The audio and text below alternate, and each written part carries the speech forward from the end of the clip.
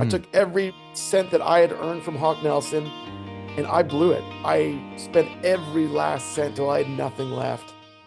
And I had no choice but to move back to my parents' house in Canada, which I wasn't ready to do.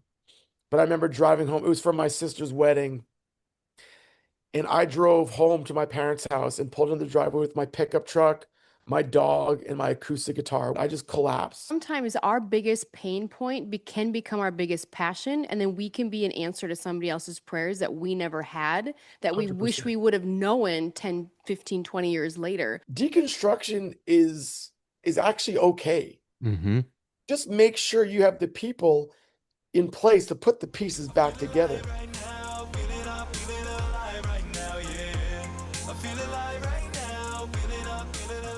On this episode of the Young Adults Today podcast, we talk with frontman and former lead singer of the band Hawk Nelson, Jason Dunn. We talk about his deconstruction, his life after Hawk Nelson, his reconstruction, and his new music coming out this week, the album titled Formerly Known As. You guys are going to love today's conversation. He opens up like never before. So last night, the craziest thing happened to me. I was scooping something up to buy on Facebook Marketplace. And while I waited for the seller to show up in a parking lot, I opened up the Instagram app and I noticed that Jason Dunn, former lead singer of Hawk Nelson, was on live and he was singing his new song called Starting Over. And I resonated with his music, his story, and I commented on the live stream, can we have you on Young Adults Today podcast? Yes, you can have me on Young Adults Today podcast. Hit me up, message me on this right now. Let's make it happen. I've been doing interviews like for the last 3 days nonstop, and it's been so great. So, well, less than 24 hours later, here we are. While you're here, be sure you subscribe. What's up, guys? This is the Young Adults Today podcast. I'm Josiah Kennealy. And I'm Micah Kennealy. We're joined by Jason Dunn. Thanks for joining the show, man. Thanks so much for having me, guys. What a treat.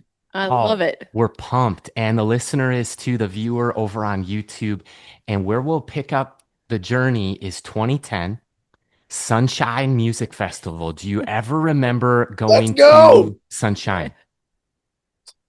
This is gonna sound like I say this for everyone I've talked to. No, Sunshine was like the top for me. I love going to Sunshine.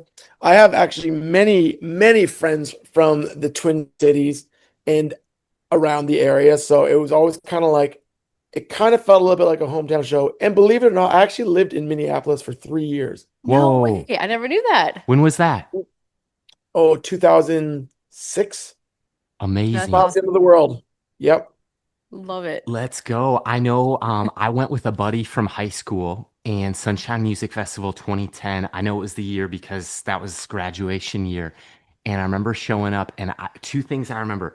It was pre-iPhone for me. So I had like a Samsung glider phone like this. Yeah. And I remember you had the mohawk going, you're on the main stage, but you did a little crowd work and you start singing. And so we're singing together and then we crowd surfed together. So anyway, You and me? that was a right fun on, memory. let's go. Fun memory.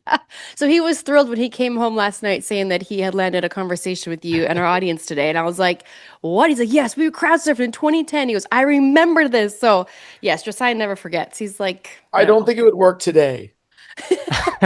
I've been back on the road for the first time in like 14 years and I can barely get a jump off the stage. So hey, how You does probably Toby still got Mac do it? How in the world does Toby Mac do it? He's not my human. mom's age. I'm Yeah, like, he's not human. he's in his own stratosphere. I don't know. He's still an amazing performer. It's a clone. It's a clone. I'm certain of that. Oh, It's so good. amazing. Well, this is the Young Adults Today podcast. We're talking with Jason Dunn. We'd love to hear from your angle, a bit of your life story and journey. How much time do you have? We're rolling. All right. So I'll just start from the very beginning. I grew up in a Christian family. I grew up in that Christian family where we couldn't do anything. Like I watched The Simpsons for the first time like 5 years ago. Like I'm not joking. Uh-huh. Like so, I couldn't listen to Petra. Heck, if Hawk Nelson was around as a kid, I wouldn't be allowed to listen to Hawk Nelson. So I grew up on Michael W. Smith, and so that's kind of grew my passion for piano. So Wow. piano was my first instrument, and I played piano till the time I was about 14 years old. I grew up with four brothers and a sister, and when you're the only kid that plays music and you have four brothers and they just rip on you, you quickly stop playing the piano because I just got bullied all the time, and I Oh, got bullied hard. So I bummer. just stopped. And I learned to play the guitar. And my dad was a worship leader in our church, so he just kind of taught me a few things. And so music was really a big passion of mine since the time I was 4 years old. Hmm. And no word of a lie, I was 12 years old and I knew that's what I needed to do. It was a calling that God put in my life at a really, really young age. Amazing. And as a grown up now, I've realized that not everyone knows their calling. Like even at our age now, it's like Right. we're still trying to figure it out, and that's so sad. And Mm. I'm really, really thankful that God put this in my heart as a kid. And in hindsight, I wish I had a plan B, but I never had a plan B from the time I was 12 to till now. And 17 years old, I started Hawk Nelson, and we played for anybody who would listen. Sometimes our crowds had 300 people, sometimes 3,000 people, sometimes only three people, and it didn't matter to us. We would treat those three people in a crowd the same as if there were 3,000 people, Amazing. and that never changed for us from day one, and it Amazing. hasn't changed to this day.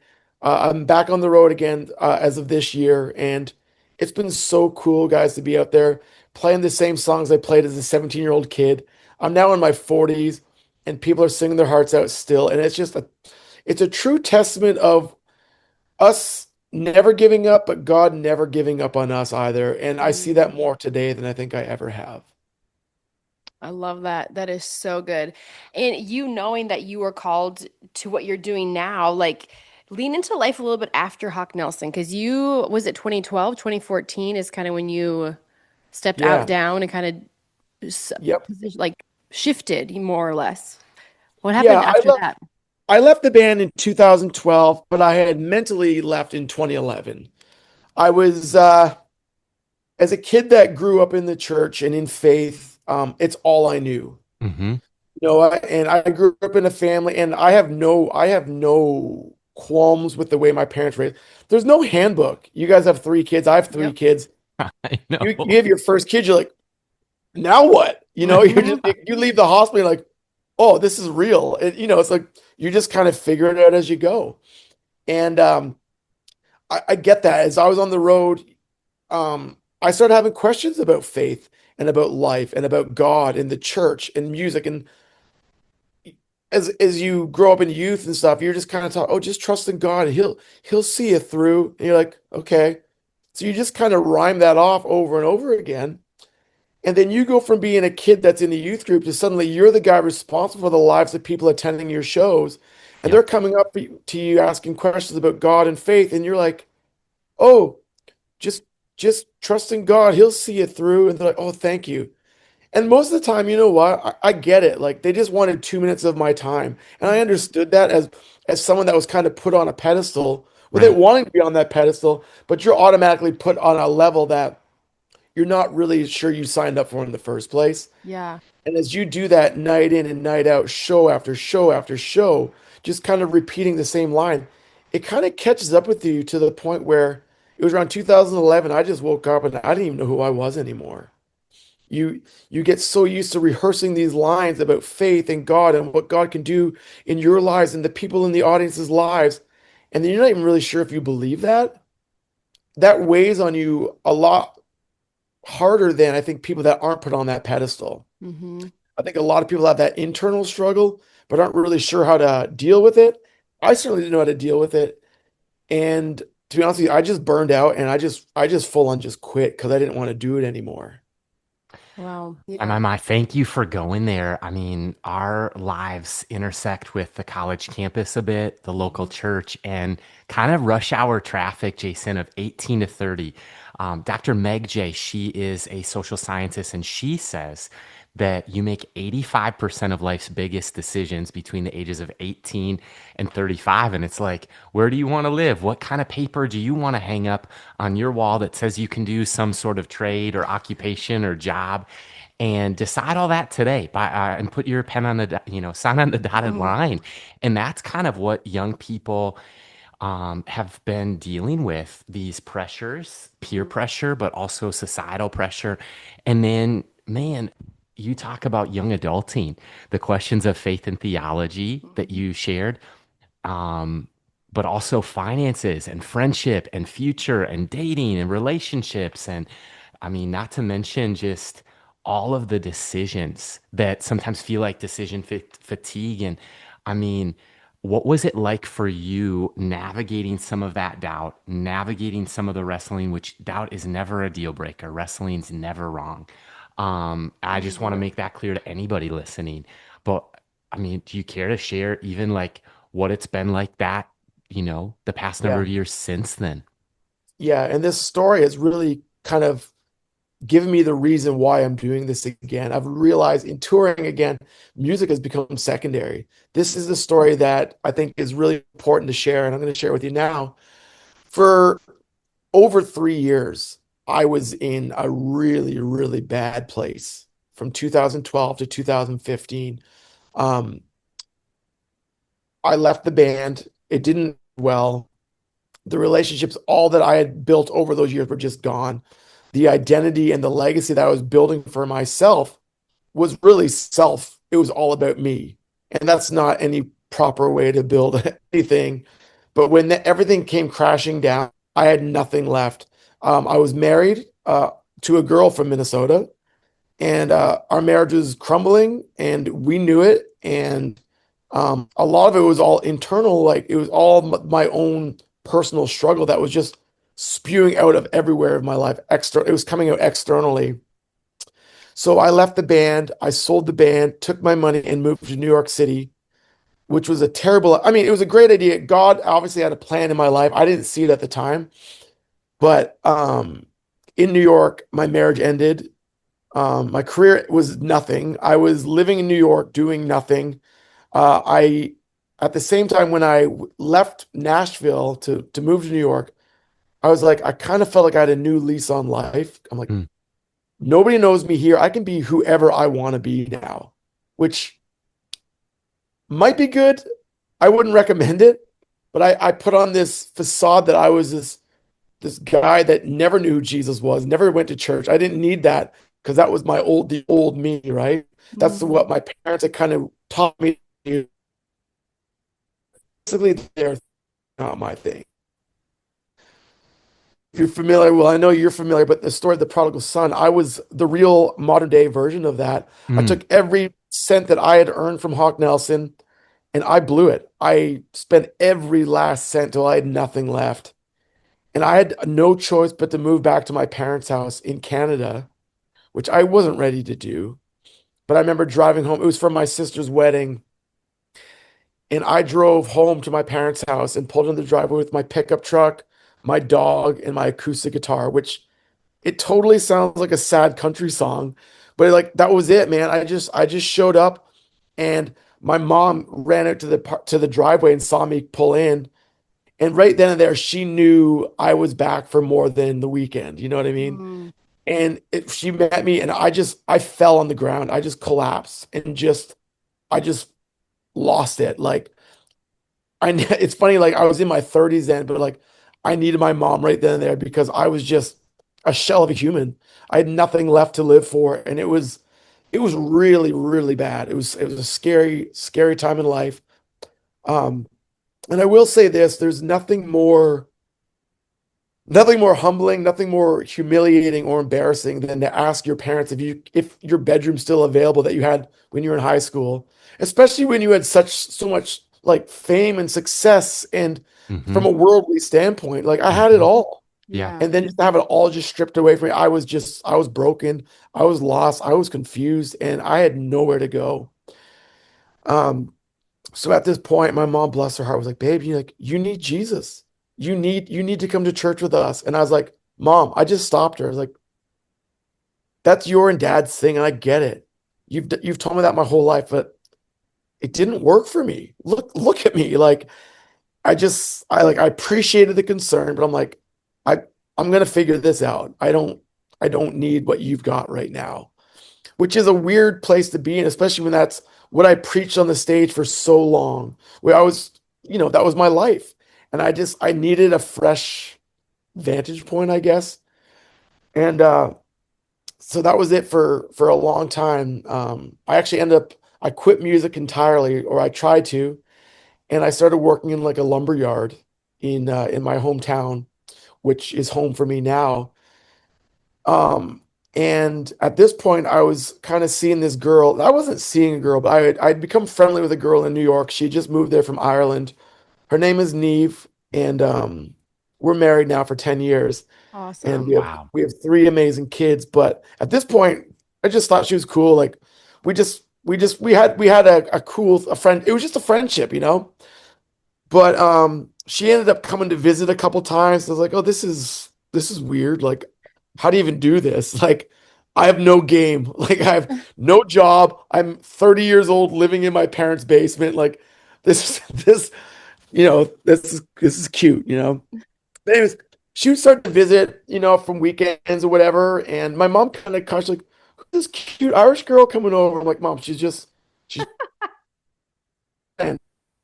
But anyways, my mom discovered a loophole where she's like, "Hey, Neve, you want to come to church with Jason's dad and I? You and Jason should come to church." For sure, Neve was not going to say no to my mom and dad, and I wasn't going to Wow. say no to Neve. So she found this kind of loophole my mom did into bringing To me go, back Mom. to church. So she's like, "Hey, we're going to go to church with your parents tomorrow." And I was like, "Listen, like, girl, you didn't grow up in North American church. You don't know, this Mm-hmm. isn't mass. Like, we're Mm-hmm. not going for 45 minutes and then we're not going to kneel on the bench. This is charismatic Pentecostal. You're going to see ladies waving flags running around like that. You're not going to know what's coming for you, you know?" And so I was dreading this. I was like, well, this was cool. She is for sure going to call whatever this is. She's never going to see me again. So we went to this church service, and this wasn't the church that I grew up in. This was like in our city. This was the weird church, which is like, oh man. So I was like, great. And so I remember this so vividly. For one, this was a life-changing day for me and her. But Wow. um, I remember we showed up a few minutes late, and I remember we were wearing like Zeppelin shirts, or black skinny jeans and like band tees. Like that's just who I am. That's who she was. And I remember walking in, and my parents were there, and my parents were like guests of the church as well, but they were front row. Like, this is like a 400 or 500 seat like congregation, and my mom's like, "Guys, we're up here," and I'm like, "Oh my gosh!" Like, just so embarrassing, right? Like, we're walking in, and I look like the way we look, and I remember like everybody in the pews were like 100. They're all ancient people, like balding, gray hair, and all the men had like these navy suits on with maroon ties. Like, I can still remember them, and just remembered, like, I just felt like we were being so judged as we were Mm. walking down to the front to sit with my parents. I was like, here we are in church again. Like, I do not miss this. I just remember all this. This is my inner monologue. And I remember going up, my mom giving us big hugs and like super embarrassing. And I also remember my dad not getting out of the pew. He sat there like, "Hey guys," and we'd like crawl over him to sit in our seat. So I remember that, and the sermon went as planned. And after all was said and done, after like an hour or whatever, the pastor was doing his closing statement. And I know where this goes. It's the sinner's prayer. It's around Easter time, and I just remember so vividly about him telling people to every head bowed and every eye closed. And we did it out of respect. I closed my eyes, and I'll be honest, I looked to see if anyone put their hand up, and I drew, and I'm like, not one person put their hand up. And the cynical spirit in me was like, man, that sucks. Like, Buddy spent all week preparing this closing message, and it didn't hit anybody. Nobody bit. I'm like, oh, that's brutal. But then at this very moment, And I've told this story hundreds of times now. And I'm going to do my best not to get choked up in this, but at this very moment, this pretty girl, Neve from Ireland, just digs her elbow into my side. She's like, "Hey," she's like, "Would you go to the front with me?" Mm. Come on. And man, I'll tell you something. Every cynical attitude, the mockery, everything that I was making fun of that entire hour service just changed. And I was like, "Yeah, let's go." And I walked to the front with her, and mind you, it was like 4 steps because we were already at the front. But I remember us standing there, and then I remember these like little old ladies with their head coverings running to the front with their pamphlet to give us at the end, and they were rubbing our backs and standing behind us as the pastor wanted us to pray this prayer with him. And we prayed this prayer together, and I knew beyond a shadow of a doubt, guys, that that prayer wasn't just for her. Mm. Yeah, come It on. was for me too. Mm. And instantly our lives were changed. And I knew it. I knew I was different. Something shifted inside of my own heart. And we left that service and we ran to the bookstore in our town and we bought Bibles and we bought devotionals. And I remember driving to the airport that night and she was back in New York and we were like doing like it was Skype. We were Skyping and doing like Bible studies together and learning about Jesus and what he did for us.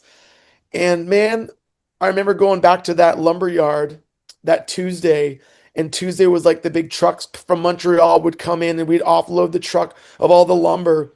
And there's this old guy named Tom, and Tom was a beauty. He was in his 60s. He was retired, but he worked in the yard that one day a week so he could get the employee discount so he could like fix his cottage up and stuff. Like he Come was on. that guy. And I just remember that Tuesday, he looked at me and he's like, "Hey man," he's like, "You're one of those Jesus guys, aren't you?" And I just looked A at him and week I'm like, ago, no. yeah, I was like, I just laughed. I'm like, what makes you even say that, man? He's like, I just look at you. He's like, there's something different about you. Mm. Oh, He's like, you're different from anybody else in this yard here. And I'm like, man, I'm like, that's really cool that you say that. And I'm telling you, man, it chokes me up every time because I knew that something had changed inside of my life and that Jesus did something to me for Wow. me that day. Wow. And he hasn't stopped. And like I said, we've been married 10 years now, and we've got 3 amazing kids. Our son Ryan's turning 9 next week. Oh no, in like tomorrow, or 2 days from now. So and then our daughters, we have twin daughters who are 7. And yeah, man, I just remember during COVID, my wife was like getting the kids to bed and she's like reading them like just the classic Bible stories that we all grew up with, right? And I just remember I was like in the kitchen doing something and she was like, "Oh my gosh," she's like, "this guy was stuck in the belly of a whale for 3 days." Like she had no concept of this. I'm like, "Yeah, like how do you not know this?" Like it was just bizarre. So like she's reading our kids' stories, but she's learning and growing in her faith as well. And it was just a really, really cool time in life. And yeah, so out of that, yeah, that's where we've been. I took a job at a church like a year later. I just plugged myself into a church because I was in Canada living alone because she was in New York and we were planning our wedding and all that kind of stuff. And I took a job at a church. I knew the pastor and his wife since I was a little kid. Like he was like my old youth leader, and so it was like a Wow. full circle moment. And he's like, "Would you be interested in being our worship director?" And I was like, "I don't know what that even means." I'm like, "I'll do my best, but it just if you allow me a season to grow, like let's have at it." yeah. And so I did that for 8 years, and I finished my time there at Christmas of last year because I was flying out doing like certain like spot dates, doing the old Hawk stuff, and I don't know. I felt like the calling in my life is still for the people outside of the church, if that makes any sense at Oh, all. for Totally. sure. And so, as hard as it was to leave the stability of being around the corner at the church, like to be with these people like you guys and being able to reach people of a broader audience that maybe are in the church and struggling, had the same questions that I had. I'm their guy now. And I Hmm. never in a million years would have thought that. So I do believe God can use you for your talents, but Yeah, there's also a period of growth and he can grow you. And he's growing me into that season now. And I I'm love I'm that. stoked about it. I love that. Jason, I thanks so much talked a for lot there. I'm sharing. so sorry. No, I think it's so beautiful because It was beautiful. there are so many young adults, I think, with a very similar prodigal story. Like maybe their story's a little different, but I'm like, when you have that run back to Jesus moment and people who never stop praying for you, never stop giving up on you, even when we're far from Christ. Like he's still beckoning our heart. He never went anywhere. We're the ones thinking that we're going to outrun and outpace God himself, when in reality, like everywhere we turn, he's there, right? And I think so many times we work with so many young adults who are trying to discover their calling and they think that it has to be in a church. I'm like, no, you're going to minister to every single heart that you come across. Like whether you're a doctor or you're a teacher, you're, selling lemonade on the side of the road. I don't care what you're doing. Like you could all do it for the glory of God. Yeah. And When I you're think that waking up they just need to every be morning, encouraged. that's your ministry. Yeah, How you treat that person in the grocery store, that is your ministry. It's not, it doesn't, you don't need to be in a band or a speaker or a pastor. What you do reflects the nature of Christ inside of you. And absolutely. as you do that, you're exercising the fruits of the Spirit, which are given to you. And those grow each and every day, or they should be growing. And if they're not, then that's something we need to strive to work on every day, I right? love it. Well, I have a question for you, Jason. I know that Hawk Nelson has been a huge part of your story, and you're kind of getting back on the road and you're touring, you're doing that. And okay, I'll say two of your biggest fans are actually my sister Brittany and my brother-in-law Matt. When they would date, they had the go-to CD, which was the president's. Letters to the Yeah, president. Yeah. letters to the president. And he scratched his CD. And you know what he did? He stole my sister's CD. So Oh, he had a copy of it. I don't know if they were married, but somehow it ended up in one of his vehicles. And he's like, I talked to him today. I was like, we're talking to Jason. I go, if you could ask him any question, Matt, like he's a drummer, fantastic drummer. Him and my sister met in a church. I remember him playing up on stage. And I lean over to my sister as the youth leaders and I go, who's that guy in the drum? She's like, I don't know. I've never met him. And I was just like, that's your future husband. And she's like, shut up. I don't even know him. And then they got married. But he's an extremely gifted drummer. And I said, Matt, if you could ask Jason anything, what would you want to ask him? And this kind of goes with where the next question will lead into like your new album and what you're going to be doing. But how do you minister to the unsaved rock community? That would be his question. Or how do you see that shifting and changing this like second go around for you that maybe is yeah. a little different than the first one? Yeah. I'm so glad you asked that question because that's something I've thought about since I was 17 years old. Wow. When Hawk Nelson started, we never intended to be a Christian artist or a Christian band. Our music was meant for everybody. And if you're a Christian making music, that should be your target, everybody. Yeah. Mm. And I have no regrets of where we went.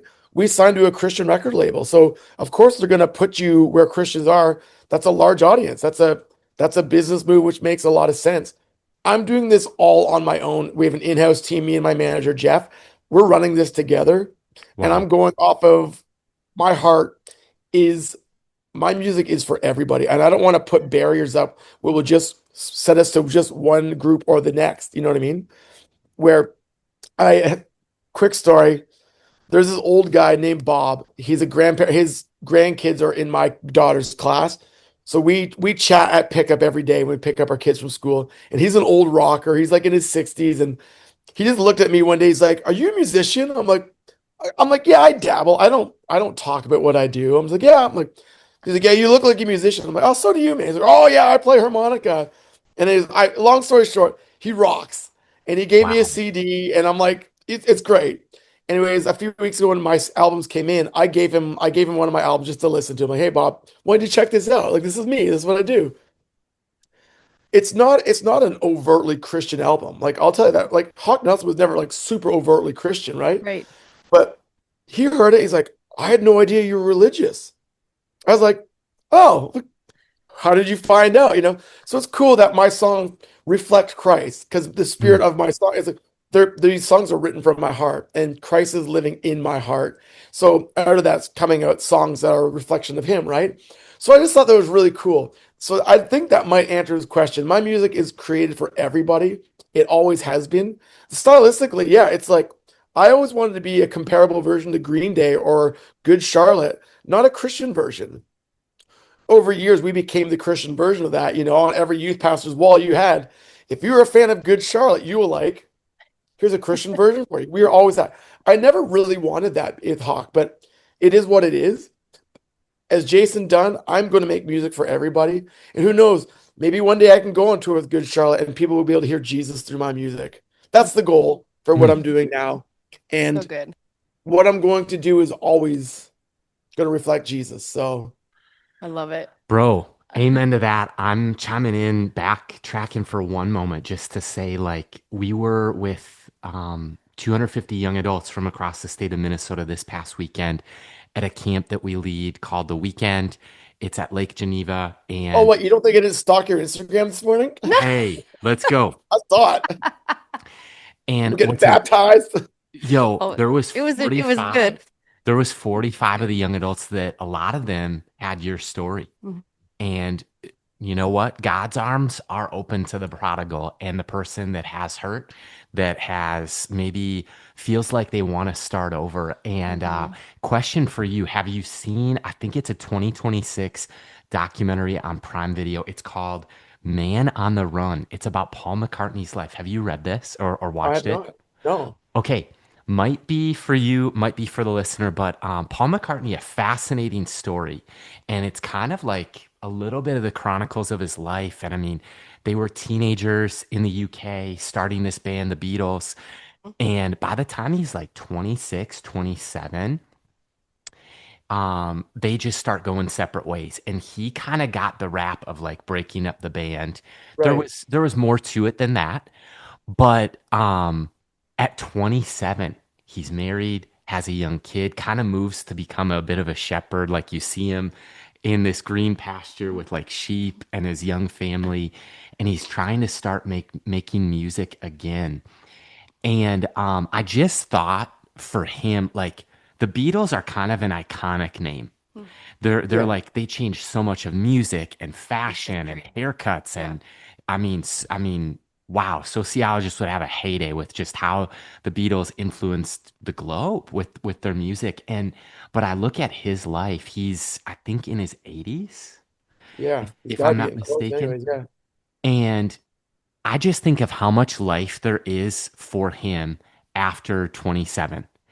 And Yeah. I remember having breakfast right over at Mall of America with a former Minnesota Twins pitcher who's now in his 90s. And I grew up and he went to our family's church. And I remember talking with Dick Stigman and I wanted to hear, I was young. Tell me about playing for the Twins. He's like, oh, Josiah, there's a lot of life after baseball. A Yeah. lot of life. And he wanted to tell me about his family, about this amazing second career that he had, and his grandkids and great grandkids. And it's beautiful. And what I just speak to the listener who might be, because young adulthood is kind of like we were all once in middle school and kind of the big man on campus. Then you become a freshman and you're starting over all again. Or you're at a pep rally one day in June and you're like chomping the underclassmen. You're the senior, you're like rolling. Yeah. And it looks like you've got life figured out. And then the very next day, you graduate with a piece of paper and you are starting over. Well, last night, I was scooping something up from Marketplace, waiting for the seller to show up. And I open IG and you're on live. You're singing a song called Starting Over. And I would love for you to share a little bit of the story behind that song and maybe even the story of your album that by the time this airs, it's released. Talk about that. Yeah. Well, it's the album's called Formerly Known As, and it's taken me 15 years. Wow. Um, as someone that creates constantly, I'm never satisfied with my final product. I'm like, this, I need to change this, or I need to work on this, I need to make this better, and it never ends. So I surrendered it finally last year. I was like, Wow. this is what it's going to be. I will have problems with it, but it's not for me. It's for the people listening. And all the songs, I think out of all the albums I've ever written and recorded with Hawk Nelson or whoever else I've done music with, I always have tried to write from the listener's vantage point, right? Like, Mhm. what are kids dealing with? What do people need to hear about? And so that's how I've always done my writing. This time around, I've written it all from personal experiences. The first song is called Billy and Forsey, which the title doesn't match the song, but that song literally talks about leaving Hawk Nelson, how it was being in the band, starting that band to just ending to like what's next and where am I going to go from here? It's the first That's the first song. The last song, Reclaiming My Estate, is the exact same kind of message. just kind of I got to keep doing this, you know what I mean? Mm-hmm. If I don't go on the road and try this again, I think I'd be kicking myself in 10 years, you know what I mean? So Wow. that's what that song's about. And it's like, and if it doesn't work, it's not the end of the world. I like you said, my legacy is no longer being the front man of a punk rock band. My legacy is being a great husband and a Mm, great dad. mm. Terrible jokes. You know what I mean? That's what I will be recognized and known for. You know, I go to my kids' school. I am not, there's the guy from Hog Nelson. I'm like, oh, there's Ryan, Maddie, and Mila's dad. You know what I mean? That's what I Totally. need and want to be known for. So there's a lot of I have songs about my kids.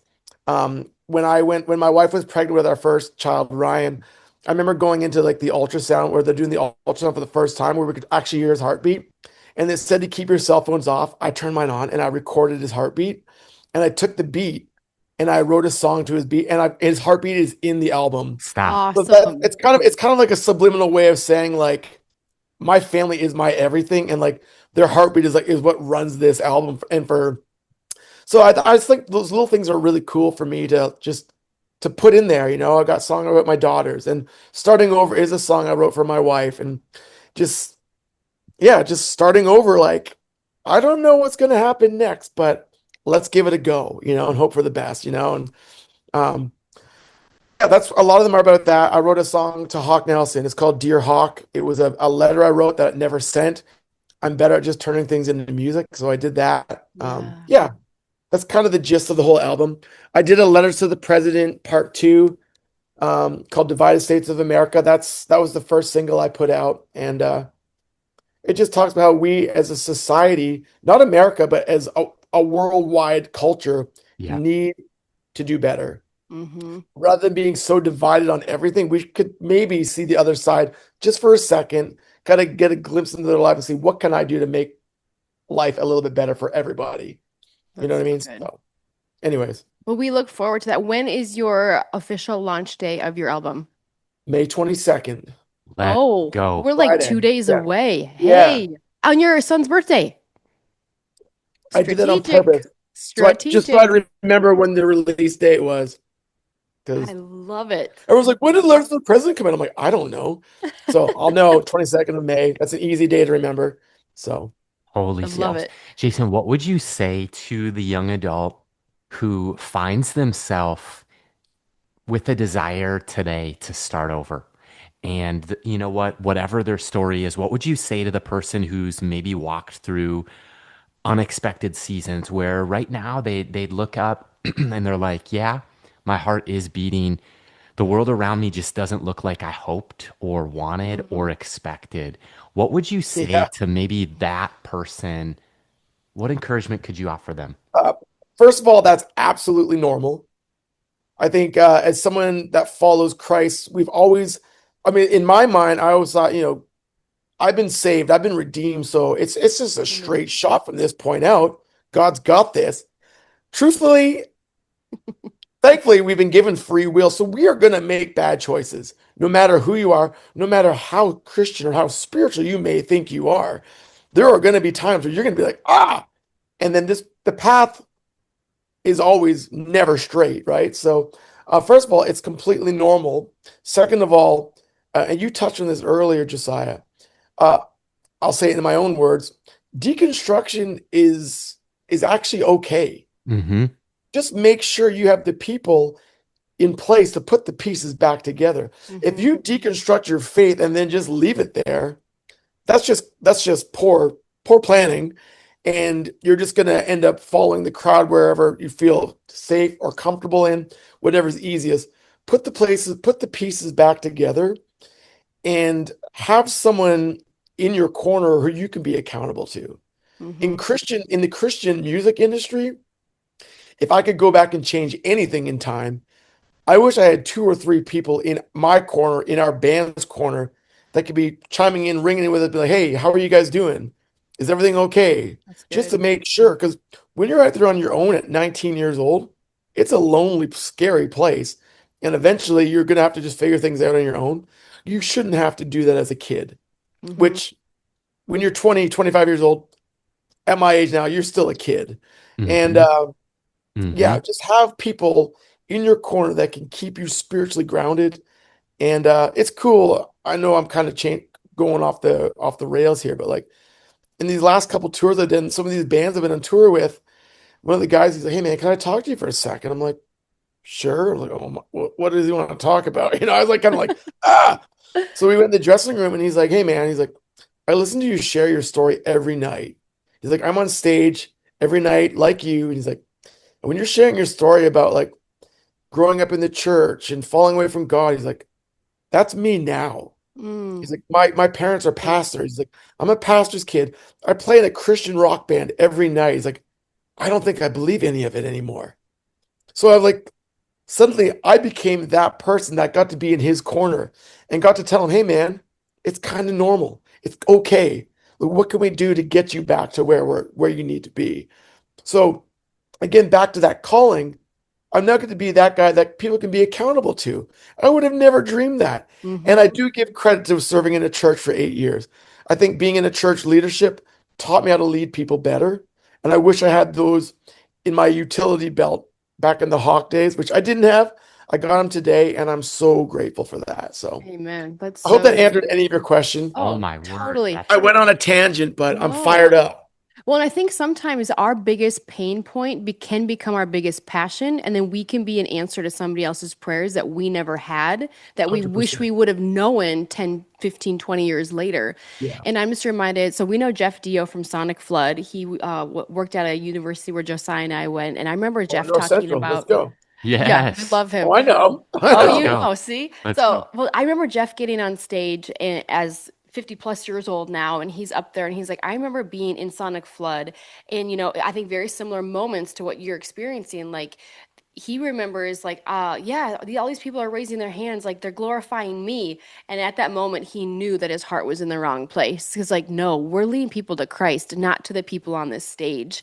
And I think everybody, no matter whether we're in the, food industry or we're in the hotel business or we're pastors or we're in the music industry, like all glory be to God. Like it all goes back to him. And if we can be reminded of like who's truly seated on the throne of our heart in our leadership, in our performance, in our spiritual journey, oh man, like we just get to point people to Christ in that. And then sometimes we become the answer to our own prayers years down the road that we're unaware of, very similar to like whether you know it or not, you're a form of a pastor on the road with these That's guys right. in these Yeah. bands that are coming to you. You're be like, oh man, did I just become one of the three that I wish I would have had?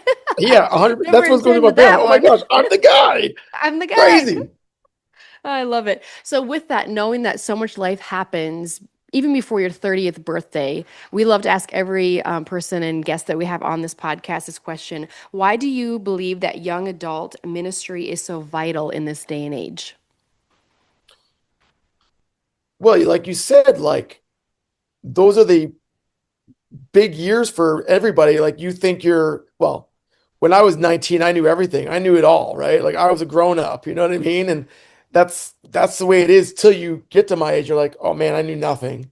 But Hmm. like these are your formative years. So to have those proper leaders in place, like that's going to make or break your young adults, right? Yeah, So to have that be in their corner is a game changer. I love it. Are you ready for the 5 and 5? I'm ready for the 5 and 5. Okay. Oh, I'm ready Tell for them the what this five and is. five. So rapid fire. We put 5 minutes on the clock to close out the segment of Young Adults Today podcast. Are you up for that challenge? Five Yes. questions, All Now, right. wait. five Yep, now I minutes, am. five answers. It's like a home run derby in the world of Oh, baseball here. Vladdy Jr., let's go. Hey, you know what? Respect to your team. Respect to Mm. those are some young. It's a young. Young league. Yes. Yep. Okay. Talented. Question one. If Ooh. you could share maybe the best piece of advice you've ever been given on your journey, what's the best advice that somebody gave you? Um, Never settle for second best. Ooh. That's a I'm a guy that values excellence, and you always got to give it your all, and I think that applies to that as well. Here's the curveball of the day. If you could ask Josiah and myself any question, what would you want to know today? You get to become the host for a question. Oh, I like this. What has been your favorite album of 2026? Ooh, okay. Oh man. Music. Favorite album. I have to go back to my thing. Open Spotify right now, clicking on like songs. You're not getting the And question. here's what I'll tell you. I I'm don't know fired either. I up. don't want to win their I'm I'm leash. That was a for loaded question, but I'm No, so hey, good. We should listen to play this. yours in I'm pumped faith. for May 22nd.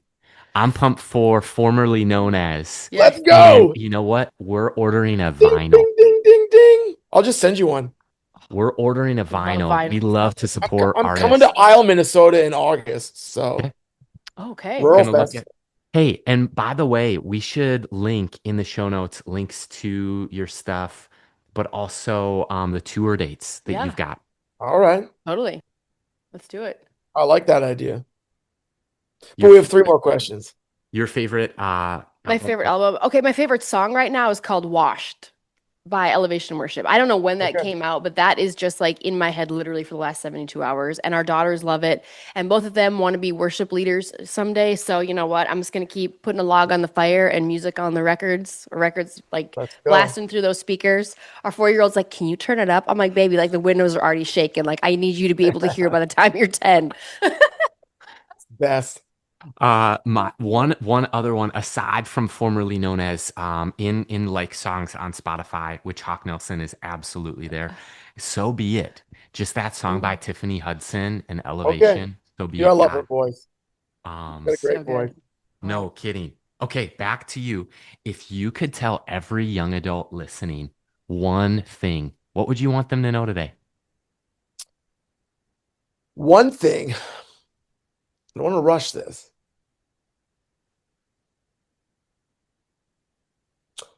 Aside from any of your doubts or questions or concerns or deconstructive thoughts, it's gonna be okay. You know what I mean? It's okay to like question these kind of things. And I know we touched on that earlier, but that's kind of the thing that keeps coming back to me is like, Yeah. if you have those people, like again, it's keeping people close to you Mhm. because when you expect things to go perfect and it doesn't, it's so easy to just quit. Don't quit because it's going to work out all right. As long as you got to keep rooted in your faith, which is not always easy to do. But if you stay grounded and rooted in your faith, it's going to be all right. Mm, I love it.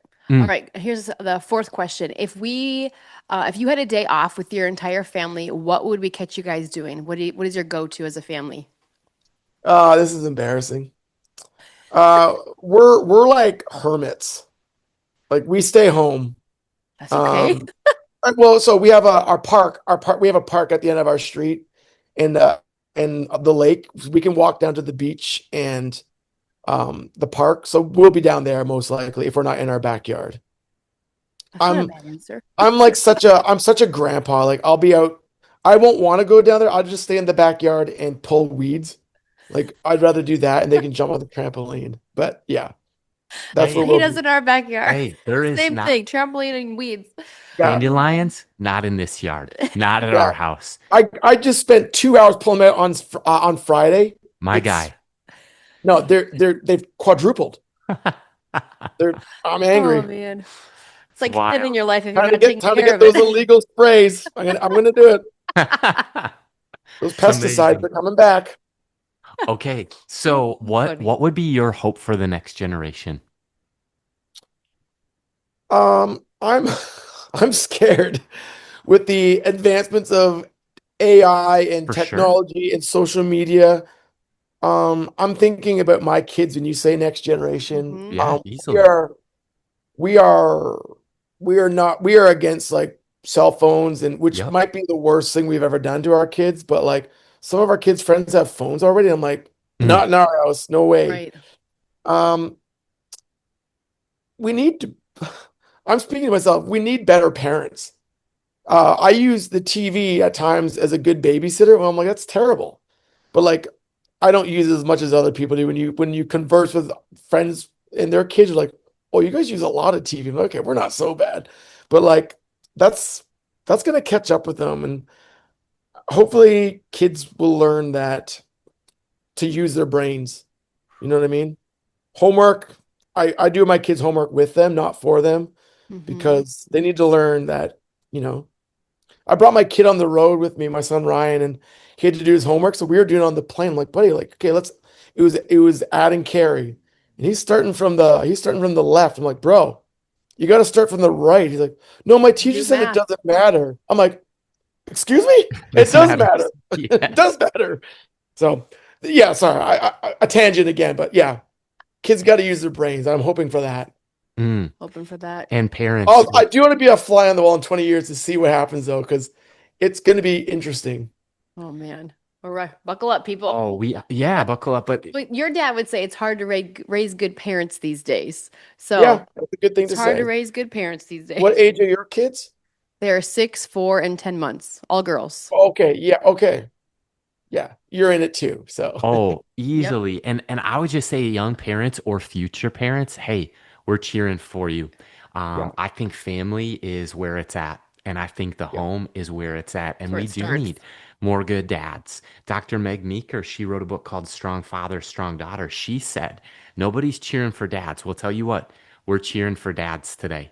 And we're Let's cheering. You don't go. need to be perfect, but hey, what about we start with presence and Yeah, you're showing up, getting Mm-hmm. on the floor? One of the best things you can do on a day off is put your phone away, dad, put Mm-hmm. your phone away, mom, Mm-hmm. and just be there. Well, hey, oh, this there's is a birthday party tomorrow or Friday night.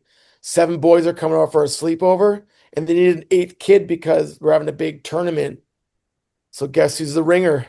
There you go. I'll yes. be sleeping on the floor with the boys. It's gonna be a party. Doritos. Oh, let's go. Oh gosh. God bless you. Okay, so Jason, May 22nd, this new album, formerly known as Where Can People Get It? Where can they find you? I have a Bandcamp page. I wish I could tell you the details. I'm gonna look it up right now because Perfect. I don't want to lose you though. Hold up. Can you still see me? Is Of Yes. course. that like a true dad right there? Is this thing Yes. working? Can you shake me? Uh, slowmorecords.bandcamp.com. Slowmorecords.bandcamp.com. SLOMORECORDS. .com. Got it. Amazing. Anywhere else that you want to point people to track with your new stuff, tour dates, all of that? I am learning to be present on social media. I only have Instagram and Facebook. That's okay. That's because I'm a dad. I barely was ever on it till recently. I've been like, you got to be more present on Facebook. Okay, so I'm doing my best. So yeah, um, I think it's Jason. Just type in my name, Jason Dunn. I think it might be Jason Dunn Music, potentially. All right. Amazing. And then it's me. Love it. Well, thank you so much for our conversation today. It's my pleasure. This is a blast. Grateful, cheering you on. We'll see you on the road soon. Thank you guys so much. Hey, fam, I just have to stop and say what an amazing Minnesota Young Adult weekend put on by Young Adults today was this past weekend. We had over 250 young adults from the state of Minnesota and the Midwest come together to start off their summer strong, lift up the name of Jesus, grow in their faith. Well, we saw 45 salvations. Young adults at the start of summer wanting to make Jesus Lord of their life. There was people getting healed, set free from evil spirits. They're actually even getting water baptized on Sunday morning. Here's a couple of glimpses into the powerful Minnesota Young Adult Weekend. Ray Anthony Clark flew in from Houston, Texas to speak. John Carlos and Emmanuel Live led worship. Other guests were Ben Peters, Mike Kerstetter, Jackson and Paige Hansen, as well as Corey Kalinowski and Shina Searush. Well, Mike and I just want to say a special thanks to everyone who gives, everyone who scholarshiped a young adult. My favorite testimony right now that I heard so far is a young man who gave up an addiction to sports betting. And because of this addiction, the cost in his life so far has been his wife and 2 kids. And Ray and I just got to pray and join our faith with his and believe for reconciliation and restoration. And so, fam, be praying with us as we move into summer for fruit that remains. We told the young adults, no turning back.